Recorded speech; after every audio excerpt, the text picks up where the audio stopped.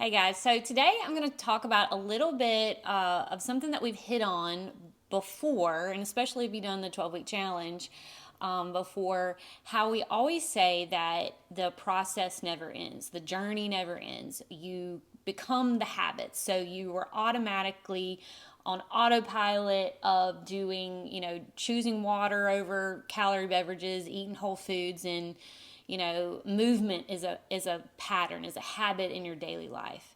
And it's an important concept for people to understand that this process just continues on through your life. So un, unfortunately, like when people start a process or a journey, like specifically like health and fitness or something like that, like for example, they sign up for the 12-week challenge and they think that, oh, if I can just get through this to the end of the 12 weeks, then I'm going to be set. I'm going to be finished, with whatever I need to know.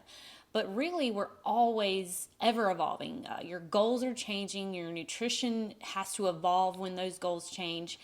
And, it's an important concept that what you do to get to success, you will have to continue to do forever to keep that success.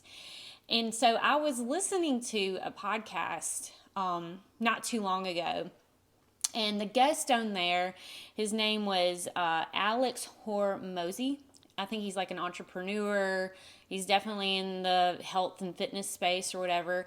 But he was on there and he explained that concept of continuing the process forever in a great way. And I'm just going to read it verbatim what he said on the podcast. So he said, the problem is people try to apply finite rules to infinite games. And he used the Vietnam War as an example of this. And he said, the U.S. lost the war because they were applying a finite game structure, which was, we're going to win this war. And the Vietnam people were playing an infinite game structure, which was, we're going to stay alive and keep fighting.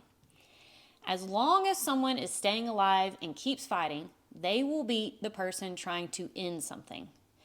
And so the infinite frame will always conquer the finite.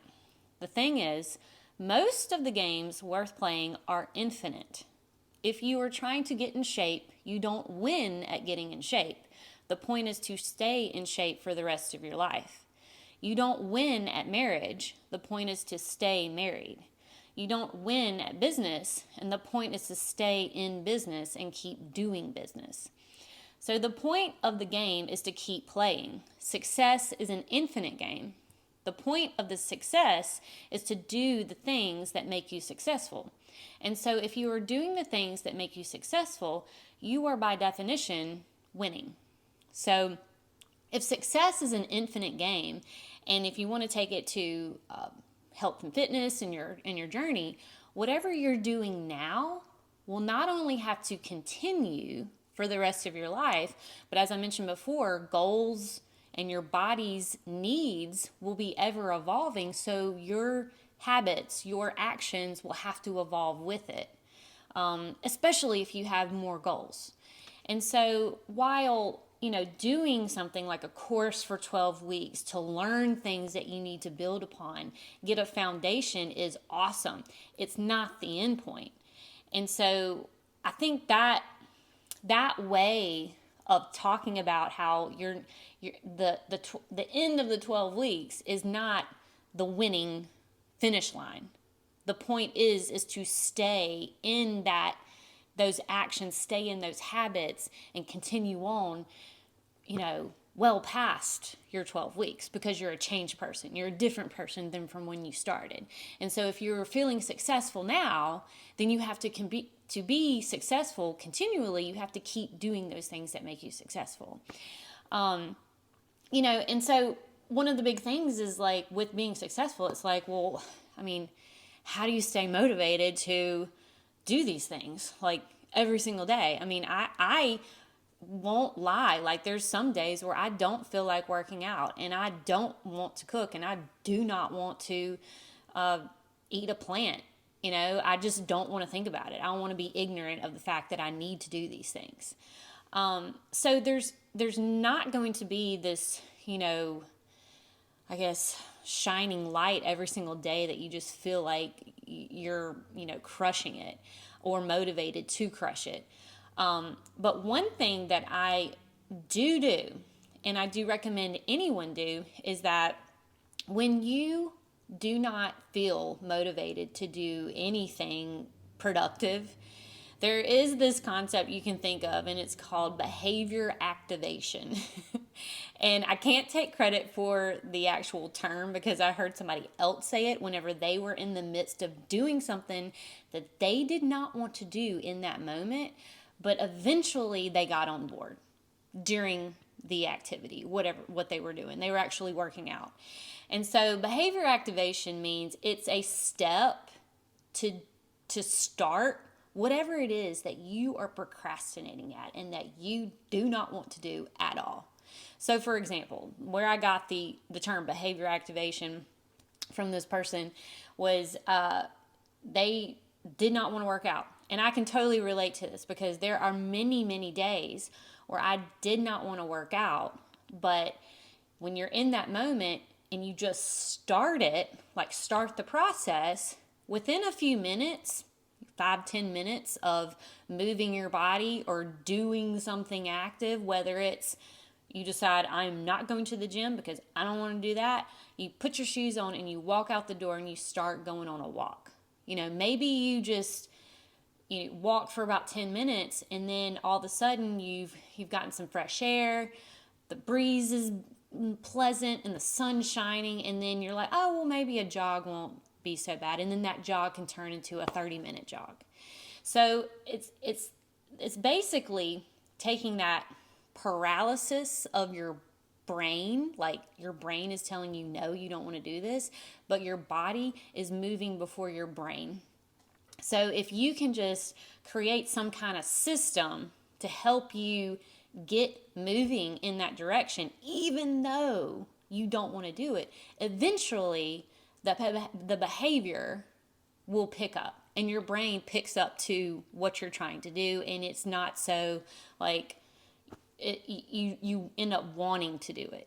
So an example of that again would be so you want to work out early in the morning, lay out your clothes. Heck, I've even had people in my classes sleep in their clothes that they're going to work out in because they want to get up for a 5 a.m. class, and all they have to do is like roll out of the bed.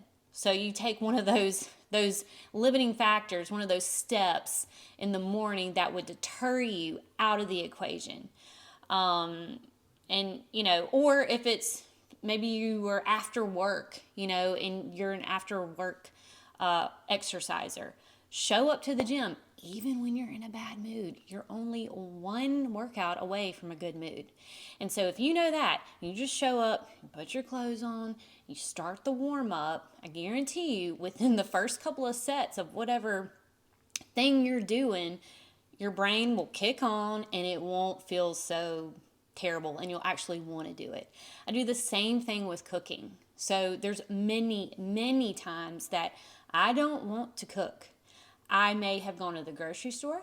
I may have already planned out all my meals. I know what I'm supposed to cook, but I don't want to cook it. So it'll sit in the fridge for a day when I was supposed to cook the day before. And then the next day, I'm looking at the fridge going, I really just don't want to cook. What I'll do is I'll take, usually it's a protein, and say, you know what? Just brown the meat. Start cooking whatever the protein is. And then if I feel like cooking more, then I will. If not, then I put it in the fridge and I save it for another step the next day. But usually what happens, if I just start browning the meat and I get into that process, the behavior of wanting to, the action kicks on, and I'm like, well, I'm already started. I might as well do it. And so that is a way that you can overcome your lack of motivation to do something, because in this infinite game of health and wellness and your fitness, you have to come up with strategies to help yourself stay consistent. and understanding that you're not always going to want to do these actions, and you can get out ahead of it by putting in place some of these strategies, these behavior activation actions to help you get through those icky parts, is going to serve you like, half the time. Half the time you might be motivated, and the other half of the time you're just going to be like, all right, I just got to do this. Let's do one step in that direction and see what happens.